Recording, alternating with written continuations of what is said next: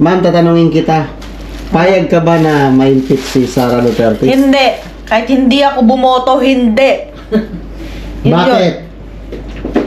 Anong dahilan? Bakit ayaw mo ma-impeach si Sara Duterte?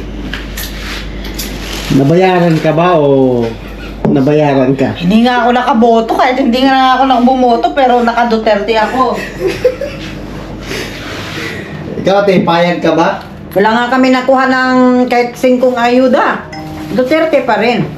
So ayaw niyo talagang ma-impeach si Sara Duterte? No way. Ikaw, Ross? Hindi ko kilala siya. Joke lang. Payag ka ba ma-impeach si Sara Duterte? No comment po. Ano ba yan? So no comment sila, guys. So mga OFW kami, mga idol, at ayaw nila ma-impeach si Sara Duterte dahil mahal nila si Sara Duterte. Ikaw, mahal mo si Sara Duterte? No comment po. Ikaw, yun lang mo masasabi mo? Yun lang ang masasabi ko, darling. So ayaw mo talagang ma-impeach si Sara Duterte? Hindi. Bakit? Dapat ang ma-impeach dyan si Marcos. Oh?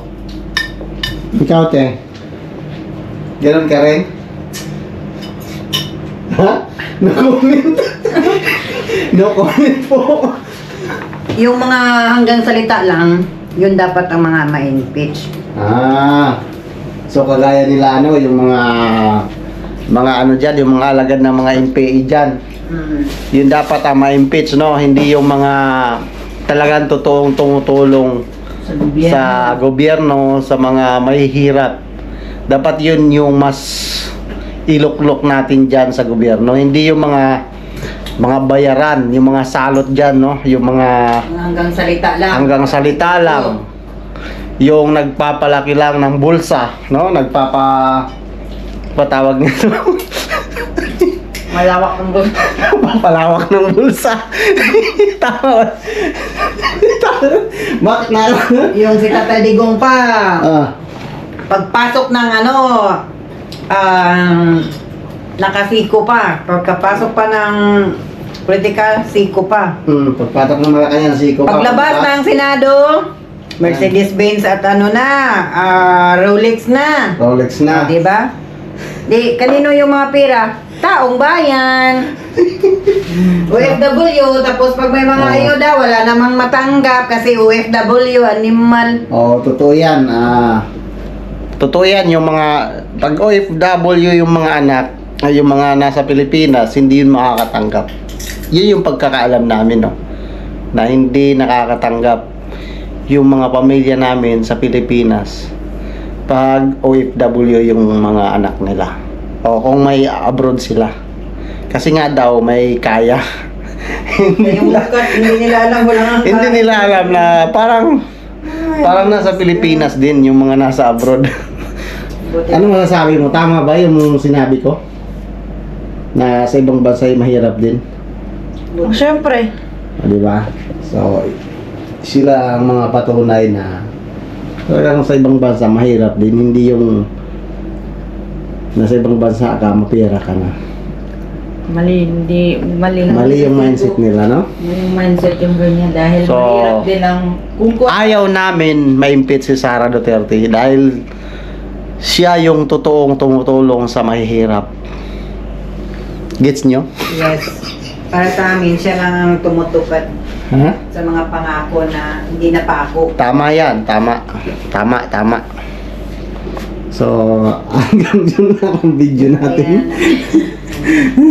Sabi mo, nadismaya talaga kami ni Marcos kasi akala namin maganda na. Totoo yan. Oh Lord. pala. Tabang. Hindi pala, no? pala ang ginagawa. Nako, kaplastikan pala. Wala. X! Kaya vote wisely, guys, sa darating na halalan, no?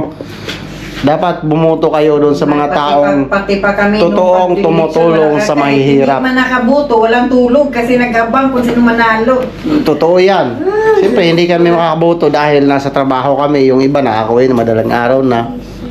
So, wala kaming oras bumoto. Kaya saya namin na nakalusot No? sana si Marcos. Pero masaya sana kami noon dati. Pero ngayon, dismaya talaga kami dahil sino bang hindi madismaya niya na yung siyempre akala namin Tinutupad nila ang mga pangako nila. yung mga pangako, yung mga salita matutupad pero hindi pala. 'Di ba? So wala. Vote wisely guys, is coming halalan malapit na talaga. Straight Duterte tayong lahat. Napaano niya yung mga di ba? PhilHealth. Napadagdagan mga hospital. Tama yan. Yung magwalis. Kitang Tama yan, tama. Mga school, walisin lahat ko na. kayo.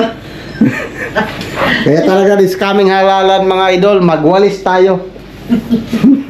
Tanggalin ang dapat tanggalin.